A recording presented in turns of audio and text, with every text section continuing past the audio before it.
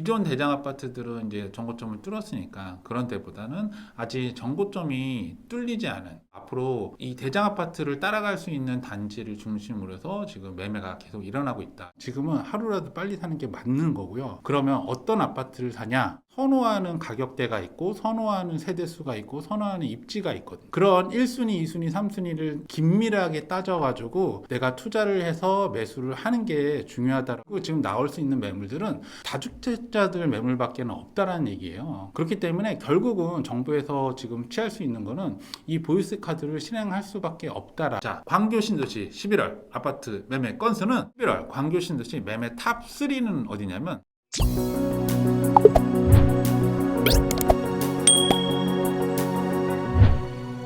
안녕하세요, 하담입니다. 이제 바야흐로 추운 겨울이 왔습니다. 부동산에도 계절적 성수기가 있고 계절적 비수기가 있거든요. 보통 이렇게 야외 활동하기 어려운 여름과 겨울은 계절적 비수기에 속합니다. 특히나 광교 신도시처럼 주거가 밀집되어 있는 신도시 같은 경우는 대부분들이 이사를 언제 하냐면 우리 자녀들의 새학기 일정에 맞춰서 해요. 그래서 보통 가을 9월, 10월, 11월에 집을 보고 계약을 하고, 그 다음에 잔금을 겨울에 치고 겨울에 이사한 다음에 봄부터 학교에 전입하는. 그런데 공교롭게도 10월 15일 날 정부에서 부동산 정책을 발표하면서 10월 20일부터 광교도 토지거래 허가 구역으로 지정이 되면서 거래량이 뚝 끊기면서 그러면 매도자도 그렇고 매수자도 그렇고 이제 관망세로 들어갔습니다. 과연 이 정책, 정말 상상했던 거 이상으로 강력한 이 정책이 과연 지금 부동산 매수를 불을 지폈던 이 시장을 과연 흐름을 끊을 것이냐, 아니면 그럼에도 불구하고 그냥 갈 것이냐, 이 부분에 대해서 매도자도 그렇고 매수자도 그렇고 지금 관망으로 해서 한 달이 지났어요. 지난 영상을 보시면 아시겠지만 특히나 10월달 거래량이 폭발했던 광교 신도시에서도 최고 거래량을 찍었던 10월달은 단 10월 1일부터 10월 20일, 한 달이 아니라 한 달에 3분의 2밖에 안 되는 20일 동안에 최고 거래량을 찍었어요. 정말 묻지마 매수를 할 정도로 너도 나도, 특히나 10월 15일에서 20일 이 토지거래 허가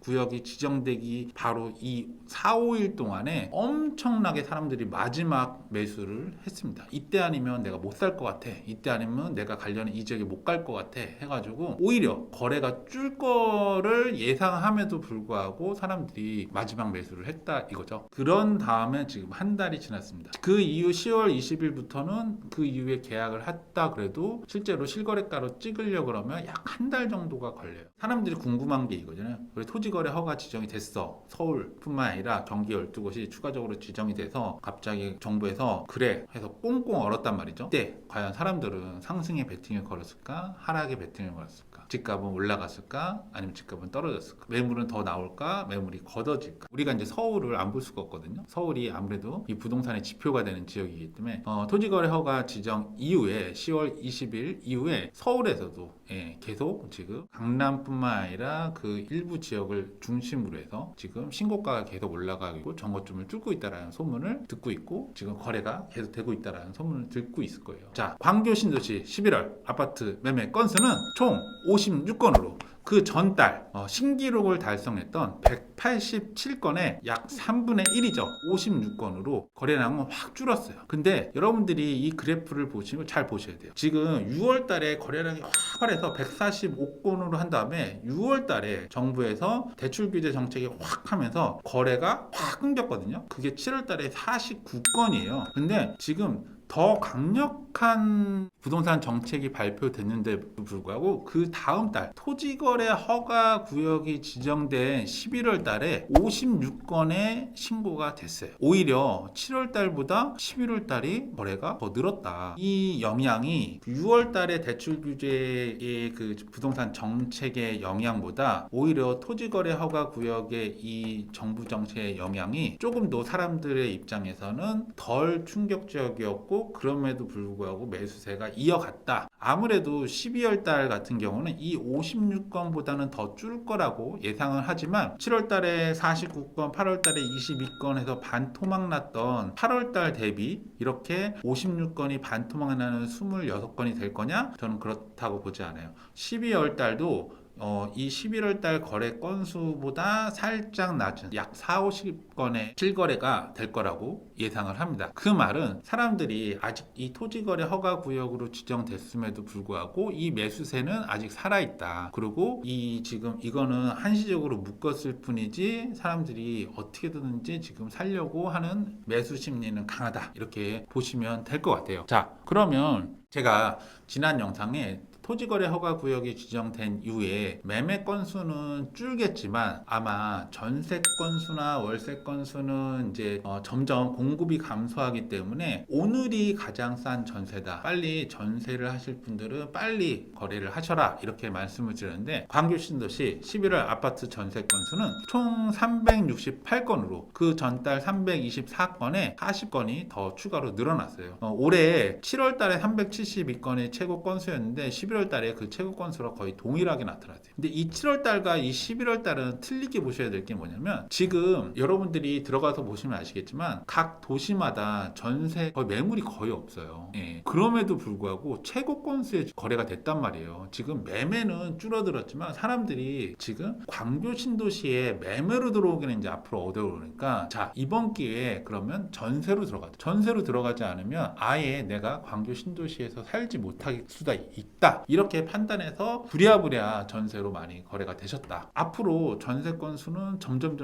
줄어들 거고 이게 반전세로 전환하지만 이 반전세의 양도 줄어들어서 전세 가격은 계속 높아갈 거고 우리나라는 서울을 중심으로 경기도를 중심으로 전세 시장이 이제 월세 시장으로 넘어가는 이제 그런 시장이 도래한다 이렇게 생각하시면 될 것 같아요. 제가 이번 달 전세 건수 실거래 건수를 봤을 때 깜짝 놀란 게 뭐냐면 11월에 이렇게 많은 전세 거래량이 일어났잖아요. 근데 이 속을 들여다보면 정말 과간이 아닙니다. 전세 금액이 무려 그 전달에 비해서 어떤 단지들은 1억씩 상승했어요. 그냥 부르는 게 값이었어요. 전세로 들어오는 사람 수요는 많은데 전세 공급량이 없다 보니까 주인이 갑자기 8억 하던 전세를 우리 9억이면 받을게 하면 서로 들어온다라는 거죠. 지금 여러분들 보시면 전세로 들어올 매물들이 거의 없어요. 특히나 어떻게 이사 가려고 마음먹었던 내가 아이들 학교 때문에 아니면 직장 때문에 내가 가려고 했던 매매가 제한이 되니까 사람들이 이제 일단 전세로 가자. 그래야지 내가 거기서 살 수 있으니까 일단 전세, 월세로 확 이동을 하셨다. 광교 신도시의 11월 매매 탑3 단지를 보면 이러한 현상을 조금 더 적나라하게 보여드릴 수 있다고 생각해요. 11월 광교 신도시 매매 탑3는 어디냐면 3개의 단지가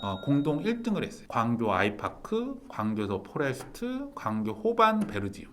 이 아파트들이 총 토지거래 허가 구역이 지정된 이후에도 5건의 매매 신고를 하면서 공동 1등을 했다. 여기서 보시면 광교 아이파크는 약 13억에서 14억 이 정도에 살 수 있는, 그 다음에 광교 더 포레스트는 국민 평수를 8억에서 9억 사이에 살 수 있는, 그 다음에 광교 호반 베르디움 같은 경우는 24평을 약 9억대, 그 다음에 34평을 약 11억, 12억대에 살 수 있었던 그런 아파트였거든요. 자, 보시면 15억 이하의 아파트들이 이제 그래도 거래가 많이 됐다. 제가 그랬잖아요. 15억 하고 인접한 광교 신도시에서 15억하고 인접한 아파트들이 아마 가장 먼저 토지거래 허가 구역 이후에도 거래가 진행이 될 거다. 근데 제가 예상한 대로 똑같이 들여맞았어요. 이런 아파트들이 사실은 이제 광교에서도 대장 아파트들이 있거든요. 광교 중앙역에 자이언 힐스테이트라든지 중 에스크레스라든지 그런 대장 아파트들이 있는데 이 대장 아파트들도 매매가 일어났어요. 매매건이 이제 확 줄고 대신에 이 대장 아파트의 이번 달에